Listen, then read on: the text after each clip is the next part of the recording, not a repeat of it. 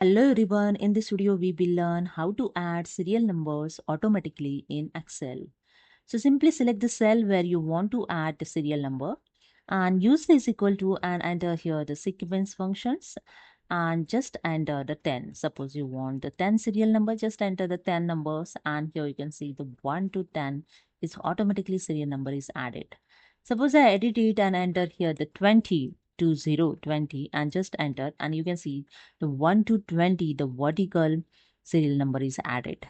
And if you want a horizontal serial number, simply select the cell and use this equal to same as you use here the sequence functions and use here 1 to 20. So 1 comma 20, then bracket closed and enter.